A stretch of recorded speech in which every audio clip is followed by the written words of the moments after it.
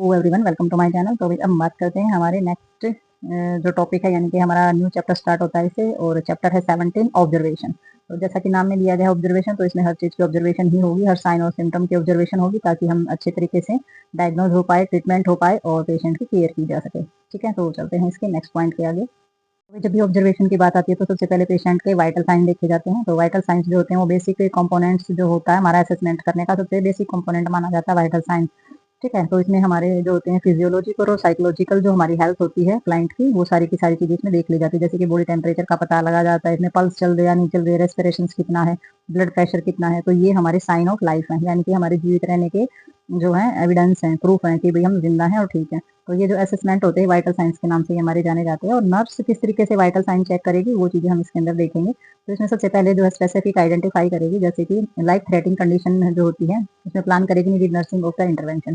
तो भाई जो जान जाने का जो खतरा होता है जिन कंडीशन के अंदर, तो वो जो सारी की सारी चीजें हैं उन सभी चीजों के बारे में नर्स जो है वो प्लान करेगी और जरूरत के हिसाब से उसमें हस्तक्षेप भी करेगी, इंटरवेंशन भी करेगी। ठीक है, और भाई इसमें हमारे डिटेक्ट करेगी change of the client health status. तो सारी की सारी चीजें ये जरूर डिटेक्ट जरूर करेगी कि भाई जो हमारा जो क्लाइंट है यानी कि जो पेशेंट है उसका जो हेल्थ स्टेटस है वो किस तरीके से चेंज हो रहा है या नहीं हो रहा है। ठीक है, और वाइटल साइंस से जो हमारा कार्डिनल जो साइन होते हैं, normal health individual remains of the constant in the card of vital.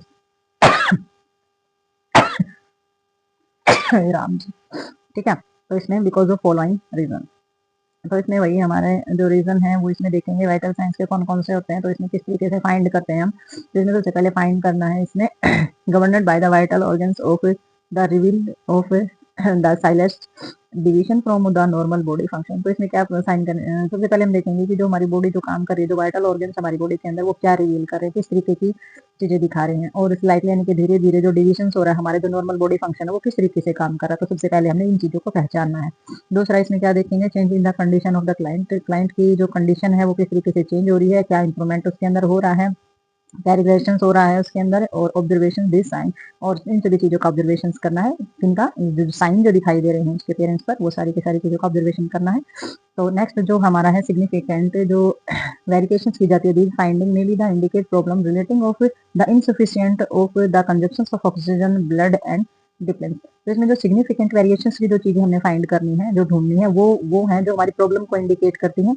जो हमारी सफिशिएंट जो कंजप्शन है, जैसे ऑक्सीजन का भी, ऑक्सीजन अच्छे से बॉडी में जा रही है नहीं जा रही है, सांस अच्छे से ले पा रहा है नहीं ले पा रहा है, ब्लड से संबंधित कोई भी डिप्लेशन है। तो ये सारी की सारी जो सिग्निफिकेंट चीजें इन सभी चीजों को फाइंड करना बहुत ज्यादा जरूरी है, क्योंकि लाइफ थ्रेटनिंग साइन हमारे होते हैं वाइटल साइन के अंदर। तो नेक्स्ट और भी साइन है इसमें आगे देखते हैं। अब इसमें जो वाइटल साइन है इसमें हमारा इलेक्ट्रोलाइट बैलेंस आ जाता है। सबसे पहले ये साइन दिखाता है हमारा बैक्टीरियल इन्फेक्शन होता है एंड अदर प्रॉब्लम्स। तो और भी बहुत सारी समस्याएं होती हैं हमारी साइन के अंदर दिखाई देती हैं, यानी हमारा बीपी बढ़ जाए, इलेक्ट्रोलाइट बैलेंस कम हो जाए, तो सारी की सारी हमारी साइन के अंदर दिखा देती है हमारी बॉडी।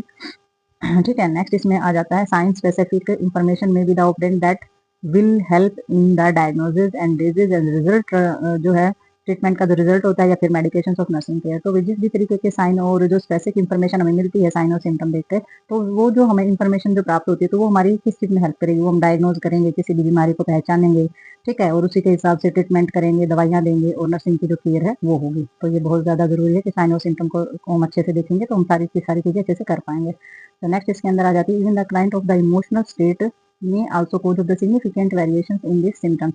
तो इसमें जो हमारा क्लाइंट होता है उसका जो इमोशनल स्टेटस भी होता है वो भी हमारा एक कारण होता है सिग्निफिकेंट वेरिएशन, यानी कि सिम्टम्स जो है उसके कारण भी दिखाई देते हैं। तो इमोशनल स्टेटस जो होता है वो भी बहुत ज्यादा असर डालता है हमारे इन सभी चीजों पर। तो नॉर्मल बॉडी टेम्परेचर जो होता है 98.6 डिग्री फ़ारेनहाइट और 37 डिग्री सेल्सियस इन एडल्ट, तो ये हमारा नॉर्मल टेम्परेचर माना जाता है। नॉर्मल पल्स जो होती है वो 72 होती है पर मिनट एक एडल्ट के अंदर और 7 पर्सन के अंदर।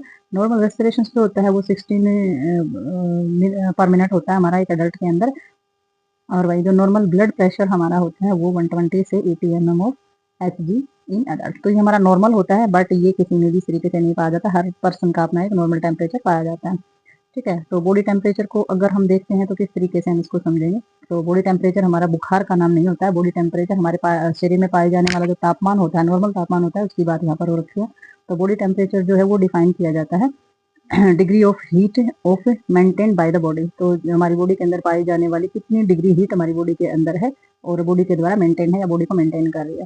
तो it is the balance between the heat heat produce and the heat lost and the body. तो इसमें हम देखते हैं कि भी हमारी बॉडी जो है हीट प्रोड्यूस कितना कर रही है और हीट लॉस कितना कर रही है। तो बॉडी टेम्परेचर के अंदर हम ये सारी चीजें जानते हैं। रेगुलेशन जो हमारा बॉडी टेम्परेचर का maintain by the two mechanism. तो भाई दो प्रतिक्रियाओं के जो क्रियाएं होती है उनके द्वारा हमारे ये जो टेम्परेचर होता है बॉडी का इनको मेंटेन किया जाता है। तो नेक्स्ट देखेंगे इसमें हम अभी एक मैकेनिज्म इसके अंदर जो होता है वो होता है हमारा थर्मोजेनेसिस।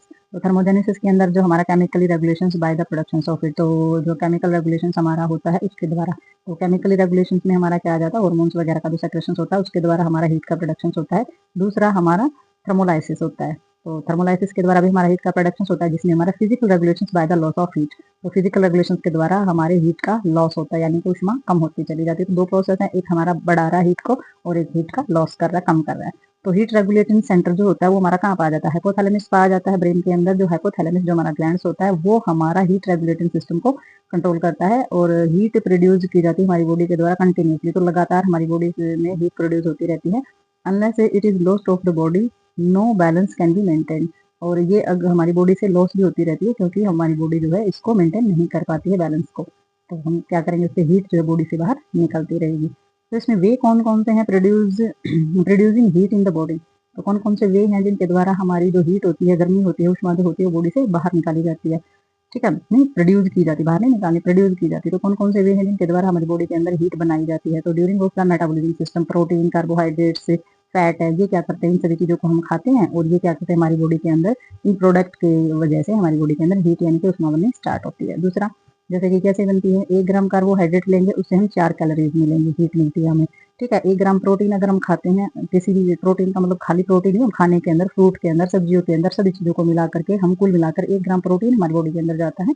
तो 4 कैलोरी हीट जो है वो प्रोड्यूस होती है। और 1 ग्राम फैट अगर हम लेते हैं तो देख सकते हैं कि 9 कैलोरी ऑफ हीट जो है वो हमें मिलती है। तो सबसे ज्यादा कैलोरीज हमें किसे मिली है, फैट से। ठीक है, तो ये हमने देखना है कि हमारी बॉडी में हीट प्रोड्यूस होने के क्या क्या वे हैं, क्या क्या रास्ते हैं। तो नेक्स्ट देखते हैं इसके अंदर हम। तो अभी अब हम बात करते हैं इसमें specific dynamic action of food. तो स्पेसिफिक डायनेमिक में क्या हो जाता है, जो गतिशील एक्शन होता है हमारे खाने का। तो इसकी वजह से क्या होता है, इसमें इंक्रीज होता है, प्रोडक्शन होती है हमारी एनर्जी। जब हम खाना खाते हैं तो उसमें क्या होगा, खाना खाते हैं तो हमारी एनर्जी जो है उसका प्रोडक्शन होता है, हमें एनर्जी मिलती है उससे। और जो हम खाना खाते हैं उससे हमें हीट आफ्टर टॉकिंग फूड, तो खाना लेने के बाद हमें उसे एनर्जी और हमारी हीट जो है वो प्रोडक्शन जो है उसकी बढ़ जाती है। This is not due to the work of the digestion and absorption but due to the stimulative effect of the food on basis metabolism.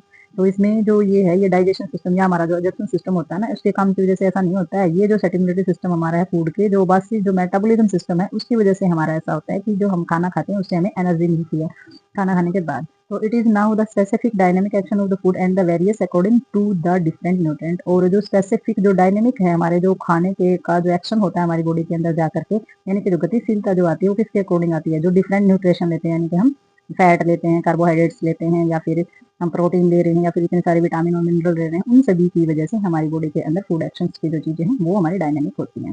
ठीक है, तो स्पेसिफिक डायनेमिक एक्शन जो हमारा लिया गया, स्पेसिफिकली जो हमारा डायनेमिक एक्शन है वो हमारा फैट में होता है 4%। यानी कि हम फैट लेते हैं तो डायनेमिक जो एक्शन है बॉडी के अंदर वो 4% होता है। Specific dynamic action of the carbohydrate की वजह से 5% होता है और जो प्रोटीन है उसकी वजह से 30% होता है। तो देख सकते हैं बॉडी के अंदर 30% जो है प्रोटीन की वजह से जो हमारी बॉडी जो है कैसे चलती है। तो स्पेसिफिक डायनेमिक एक्शन जो है मिक्स डाइट, अगर हम सारी चीजें मिला करके लेते हैं 12% हमारी चीजें जो है वो बढ़ती हैं। ठीक है, तो ये डायनेमिक जो है एक्शन इसके अंदर होते हैं। तो इसमें देखेंगे हम एक्सरसाइज। तो एक्सरसाइज जो किस तरीके का रोल अदा करती है, एक्सरसाइज जो है heat production faster than the eliminated from the body. तो जो हमारी एक्सरसाइज होती है वो क्या करेगी, तेजी से हमारी बॉडी में क्या करेगी, हीट का प्रोडक्शन करेगी और बॉडी से एलिमिनेट कर देगी, बॉडी से बाहर निकाल देगी गर्मी को। ठीक है, during exercise of the glycogen which the stored in the body will be the released by the broken down into the sugar with the release of energy। तो इन्होंने कहा है कि जब भी हम एक्सरसाइज करते हैं तो हमारा जो ग्लाइकोजन स्टोर होता है हमारी बॉडी के अंदर, ठीक है, जो शुगर जो हमारी जमा होती है, जो हमारा जमा हुआ शुगर जो होता है, जो ग्लाइकोजन हमारा जमा हुआ होता है वो रिलीज होना स्टार्ट हो जाती है, ब्रोक डाउन। तो जो वो टूटता है तो वो शुगर में चेंज हो जाता है और वो क्या करता है, वो एनर्जी रिलीज करना स्टार्ट कर देता है।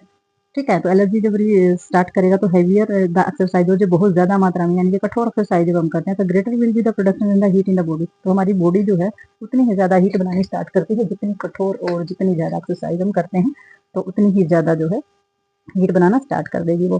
ठीक है, तो during exercise the blood supply to the skin is the increase and the individual feel hot. तो जब एक्सरसाइज जब बहुत ज़्यादा मात्रा में करते हैं तो हमारी जो ब्लड सप्लाई है बॉडी के अंदर वो बहुत ज़्यादा बढ़ना स्टार्ट कर देती है और स्किन जो है वो क्या करती है, वो हमारी गर्मी फील करती है और हमारा जैसे जैसे टेम्परेचर बढ़ेगा तो बॉडी जो है वो हॉट फील करेगी, गर्मी फील करेगी और स्किन के जरिए, पसीने के जरिए वो जो हमारी जो हीट है अंदर की वो बॉडी से बाहर आना स्टार्ट हो जाती है। तो ये हमारा एक्सरसाइज से होता है।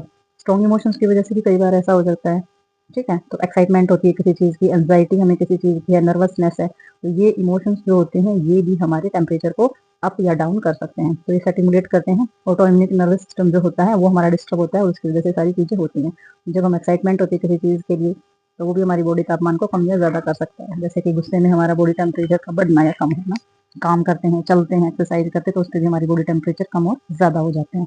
ठीक है, तो स्ट्रॉन्ग इमोशंस भी इसी तरीके से अफेक्ट डालते हैं। तो वही नेक्स्ट देखेंगे इसके अंदर हम।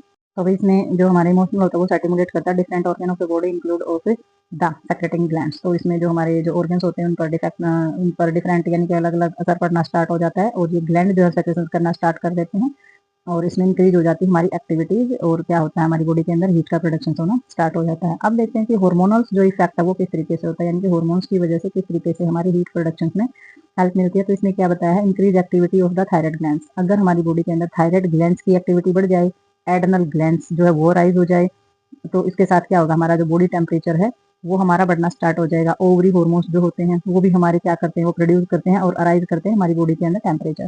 तो ये जो हमारे जो ग्लैंड्स होते हैं, थायराइड ग्लैंड्स है, एड्रेनल ग्लैंड्स हैं या फिर ओवरीज है, ये जेनेटिक ग्लैंड्स होता है। एड्रेनल ग्लैंड्स है वो किडनी के ऊपर पाया जाता है, थायराइड ग्लैंड्स है वो हमारा थ्रोट के अंदर पाया जाता है। तो यहाँ से ये जो हॉर्मोन्स होते हैं, यानी कि ये जो ग्लैंड्स होते हैं, जब ये सेक्रेशन करते हैं, एक्टिविटी करते हैं, तो हीट का प्रोडक्शन जो है वो ना स्टार्ट हो जाता है। When these hormones of the release into the blood, तो इनमें क्या होगा, जैसे जैसे ये हार्मोन का सेक्रेशन करना स्टार्ट करेंगे तो वो जो हार्मोन्स है वो कहाँ जाएंगे, वो सीधा ब्लड के अंदर जाकर के मिक्स हो जाते हैं। तो ब्लड के अंदर जाकर के मिक्स होंगे तो क्या हो जाएगा, स्टिमुलेट हो जाएगा हमारा ऑक्सीडेशन प्रोसेस। ऑक्सीडेशन प्रोसेस जैसे ही स्टार्ट होगा तो large amount of the heat in the produce in the body, तो बहुत ज्यादा मात्रा में हमारी बॉडी के अंदर हीट जो है वो प्रोड्यूस होनी स्टार्ट हो जाएगी, यानी कि बहुत ज़्यादा अमाउंट में हमारी बॉडी के अंदर हीट बननी स्टार्ट हो जाएगी। ठीक है, तो भाई इसमें हमारा क्या जाता है, change the environment and atmospheric condition. तो इसमें इन्हें पूछा गया है कि इन्वायरमेंट और एटमॉस्फेयर कंडीशन अगर चेंज हो जाती है तो उसकी वजह से क्या होता है। तो इसमें हाई रूम टेम्परेचर है वो क्या करेगा, अगर रूम का टेम्परेचर बहुत ज़्यादा हाई है, हीटर वगैरह अगर उसके अंदर लगा हुआ है तो इसमें क्या होगा, temperature by the preventing of evaporation process. तो इसमें हाई रूम टेम्परेचर होगा तो इंक्रीज हो जाएगा हमारा बॉडी का टेम्परेचर और preventing the evaporation of process, तो उसमें क्या होगा, प्रिवेंटिंग जब उसकी रोकथाम होगी तो भाप कर उड़ेगा। वेरी हाई एक्सटर्नल टेम्परेचर में भी upset and his regulator mechanism and the temperature of the body will be increase to high level. तो इसके अंदर क्या हो जाएगा, जब बाहर का जो टेम्परेचर है बहुत ज़्यादा मात्रा में गर्म होगा तो हमारी जो बॉडी है वो रेगुलेटिंग मैकेनिज्म वर्क करेगी और जो टेम्परेचर है हमारी बॉडी का वो ज़्यादा बढ़ना स्टार्ट हो जाएगा और जो हाई लेवल है वो हमारा बहुत ज़्यादा बढ़ेगा। जैसे कि सन स्ट्रोक हो सकता है, हीट स्ट्रोक हो सकता है, जैसे कि गर्मी में धूप में ज़्यादा रहने की वजह से गर्मियों में तो लू लग जाना हम जिसको बोलते हैं, इसका मतलब हमारी बॉडी के अंदर जो है हाई टेम्परेचर मेंटेन हो जाता है। ठीक है, तो ये हमारा होता है जो इन्वायरमेंट और ऑस्मोटिक फेयर की वजह से हमारी बॉडी टेम्परेचर पर असर पड़ना। तो नेक्स्ट देखेंगे इसमें हम। तो इसमें हम देखते हैं डिजीज कंडीशन। तो बीमारी की जो कंडीशन होती है उसमें हमारा हीट प्रोडक्शन किस तरीके से होता है। तो उसमें ही जो फीवर पायरेक्सिया होता है वो भी एक कारण बनता है बैक्टीरियल इन्फेक्शन की वजह से। ठीक है, तो फीवर पायरेक्सिया किस तरीके से होता है, बैक्टीरियल यानी कि इन्फेक्शन वगैरह अगर बढ़ता है तो फीवर होता है। तो इसमें प्रोटेक्टिंग एक्शन जो होता है हमारे बॉडी के अगेंस्ट, वो जो बैक्टीरिया वगैरह होते हैं उनसे बचाने का, प्रोटेक्ट करने का जो हमारा सिरे होता है वो इन्हीं को होता है। ठीक है, तो ये जो एक्शंस होता है, प्रोटेक्टिव एक्शंस होता है, ये हमारा टेम्परेचर बढ़ना बैक्टीरिया वगैरह से। तो डिग्री ऑफ टेम्परेचर जो है वो डिपेंड करता है हमारा सीवियरिटी ऑफ इन्फेक्शन। तो कितना डिग्री टेम्परेचर है, यानी कि बहुत ज़्यादा टेम्परेचर अगर बॉडी का, तो इसका मतलब हम समझ सकते हैं कि इन्फेक्शन जो हमारी बॉडी में वो भी इतने ही लेवल में ज़्यादा है। ठीक है, और एमडी में इसमें हमारा जो नोट्स है वो नोट में ये दिया गया है कि जो कंडीशन जो हमारी होती है प्रोडक्शन की, reduce in the body there are. तो इसमें कौन कौन सी जो हमारी जो कौन कौन सी कंडीशन होती है जो हीट प्रोडक्शन जो होती है उसको रिड्यूस करने का काम करती है हमारी बॉडी से। तो अभी सबसे पहले जैसे कि जब हम सोते हैं, ठीक है, जो नींद जब होती है तो उसके अंदर क्या होता है, during sleep the body the less active and the heat production is less. तो जब हम सोते हैं तो हमारी बॉडी जो है वो एक्टिव नहीं होती है, तो इसका मतलब वो हीट का प्रोडक्शन से बहुत कम करती है। ठीक है, नेक्स्ट हो जाता है फास्टिंग। फास्टिंग में क्या हो जाता है, इसमें हमारा हो जाता है फास्टिंग या फिर स्टारवेशन, यानी कि भूखमरी या फिर फास्टिंग या उपवास वगैरह है। तो उसमें क्या होता है, fuel for the energy production is less. तो इसमें जितनी भी एनर्जी की जरूरत होती है बॉडी को, तो फ्यूल नहीं मिल पाता है, बॉडी को ईंधन नहीं मिल पाता है, तो प्रोडक्शन भी कम हो जाता है। ठीक है, long term of the debilitating illness and the lowered validity of tissue. तो इसके अंदर क्या हो जाता है, तो इसमें जो बीमारियां वगैरह हो जाती हैं, तो इसमें वेटालिटी जो हमारी होती है टिश्यूज की, वो हमारी कम हो जाती है। तो इसमें जो डिप्रेशन होता है नर्वस सिस्टम के अंदर जो है वो डिप्रेशन हो सकता है, इसमें शोक हो सकता है, heat regulating mechanism is upset. तो इसमें जो नर्वस सिस्टम में प्रॉब्लम होती है तो शोक या हीट रेगुलेटिंग सिस्टम का जो वर्क होता है वो भी हमारा डिस्टर्ब हो सकता है। तो इस तरीके से किसी भी तरीके की बीमारी और जो नॉर्मलिटी होती है वो भी हीट प्रोडक्शन में बाधा उत्पन्न कर सकती है। ठीक है, तो नेक्स्ट देखते हैं इसमें हम। तो इसमें जो हमारा हीट जो रेगुलेशन सिस्टम होता है कंट्रोल बाय द हाइपोथैलेमस, यानी कि हमारे ब्रेन में पाए जाने वाला जो ग्लैंड्स होता है हाइपोथैलेमस, उसके द्वारा हमारे हीट प्रोडक्शन को कंट्रोल करने का काम करता है। When the body temperature increase, जब हमारी बॉडी का टेम्परेचर ज्यादा हो जाता है तो warm blood flow through the hypothalamus, तो हाइपोथैलेमस के थ्रू हमारा जो ब्लड फ्लो होता है वो ज्यादा बढ़ता है, वार्म अप इसके अंदर आ जाती है। और hypothalamus which is very sensitive in heat variations in the blood, तो हाइपोथैलेमस की वजह से जो हमारा ये जो एरिया होता है बहुत ही जो सेंसिटिव एरिया होता है वो हमारा एक्टिव होता है। और जो variations blood send the impulse of the skin, तो इसमें क्या होता है, इसमें वेरिएशन जो ब्लड होता है वो हमारा इम्पल्स इम्पल्स होता है, यानी कि उसमें कंपन होता है। और हमारे स्किन पोजिंग ऑफ द वाइसोडाइलेशन, तो हमारी जो स्किन होती है और उसके अंदर जो वाइसोडाइलेशन यानी कि जो वेसल्स होती है वो फूलना स्टार्ट हो जाती है, हमारी बॉडी के अंदर जो ब्लड वेसल्स है वो फूलना स्टार्ट हो जाएंगे। तो vasodilation more blood come into the skin and the heat of loss by the mean of the conductions, conversions, radiations and evaporations, but mostly by radiations। तो जो हमारा वासोडाइलेशन होता है इसके अंदर जो हमारी स्किन की जो हीट होती है उसका लॉस होना स्टार्ट हो जाता है। और ये हमने पहले भी जो हमारा एनाटॉमी जब हम कर रहे थे तो एनाटॉमी के अंदर भी ये चीजें थी कि भाई हीट का जो कंडक्शन सिस्टम क्या होता है, कन्वेंशन सिस्टम क्या होता है, यानी कि बॉडी से हीट का बाहर निकलना कंडक्शन के द्वारा, कन्वेंशन के द्वारा, रेडिएशन के द्वारा और बांफ बन के उड़ती है उसके द्वारा। ठीक है, कन्वेंशन में हो जाता है किसी टावल वगैरह से जब हम हमारी बॉडी पर स्वेटिंग हो रही होती है तो हम कपड़ा वगैरह अगर लगा लेते हैं तो वो हमारे हीट को क्या कर लेती है, हमारे हीट को अब्जॉर्ब कर लेती है। ठीक है, तो ये हमारे कंडक्शन सिस्टम है। रेडिएशन वगैरह जो होती है ये हमारी क्या करते हैं, सारे के सारे हीट को रिड्यूस करने का काम करते हैं। ठीक है, तो नेक्स्ट देखते हैं इसके अंदर हम हमारा स्किन के थ्रू किस तरीके से हीट लॉस होती है। अब आएगा कि लंग्स के थ्रू किस तरीके से हीट लॉस होती है हमारी। तो जो टेम्परेचर होता है एयर का वो क्या करते हैं, take the lungs of the atmosphere and lower than that of the body temperature. तो जो हमारा एटमॉस्फेयर होता है ना हमारे लंग्स के अंदर जब हमारी एयर जाती है, ठीक है, तो वो क्या करती है, एंटरिंग द रेस्पिरेटरी ट्रैक, जब वो रेस्पिरेटरी ट्रैक में एंटर करती है तो क्या होती है, वार्म हो जाती है। There are the body temperature by the observing heat from the lungs tissues. तो इसमें क्या होता है कि जो हमारा जो एयर होती है वो ऑब्जॉर्व कर लेती है हमारी बॉडी टेम्परेचर जो होता है लंग्स के टिश्यूज का। तो individual of breathing out the warm up air lost off through of the expired air, some of the body fluid is also evaporated and is lost। तो इसमें क्या होता है, जब वो एयर बाहर जाती है तो उसके साथ क्या होती है, हीट भी हमारी जाती है, क्योंकि वो जो एयर होती है वो हीट को ऑब्जर्व कर रही है। तो बाहर जब वो जाएगी एयर तो हमारी हीट को भी लेकर के जाएगी। और इसमें जो हमारा कुछ परसेंट जो फ्लूइड होता है यानी कि जो पानी होता है वो भी भाप बनकर हमारी सांसों के द्वारा बाहर निकल जाता है। कभी सर्दियों में आपने देखा होगा जैसे धुंध निकलती है, इस तरीके से वो क्या होता है, वो हमारी बॉडी के अंदर हीट होने की वजह से जो हमारा वाटर जो होता है वो हमारा वेपोर के साथ यानी कि भाप के द्वारा जा रहा होता है। तो इसी तरीके से हमारा हीट का लॉस भी इसी तरीके से होता है कि अंदर जाती है और हमारी जो हीट होती है उसको ऑब्जर्व करती है एयर और फिर बाहर निकलती है, तो हीट जो है वो लॉस होती है हमारी। ठीक है, तो नेक्स्ट देखेंगे इसमें हम इसमें थ्रू द एक्सपियर्ड एयर। तो इसमें एयर के थ्रू कैसे, जैसे कि approximately 300 ml of the water is also evaporated from the lungs daily। तो इसमें हर रोज 300 ml पानी जो होता है वो भाप बनकर उड़ता है हमारी सांसों के जरिए।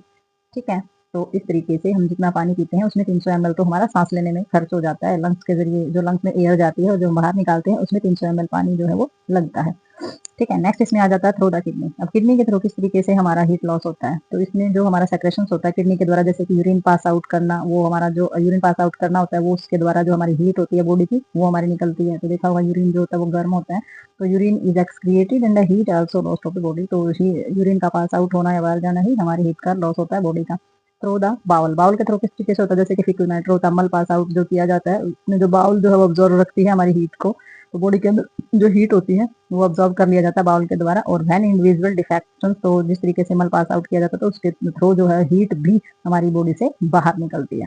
तो हमारा किस किस के थ्रू हो गया, ये हमारा स्किन के जरिए, ठीक है, और ये हमारा किडनी के जरिए और हमारा रेस्पिरेटरी सिस्टम के जरिए और बाउल के जरिए। तो ये चार चीजें ऐसी होती है जिनके द्वारा हमारा हीट जो है वो लॉस होती है। तो इसमें हमने टेम्परेचर के बारे में जाना कि हमारी बॉडी में किस तरीके से जो है बॉडी टेम्परेचर यानी कि बॉडी में किस तरीके से हीट बनती है और किस तरीके से हीट का लॉस होता है। तो वो सारी की सारी चीजें हमने इसमें जान ली है। ठीक है, तो मिलते हैं नेक्स्ट वीडियो में और नेक्स्ट टॉपिक के साथ, तब तक के लिए बाय बाय।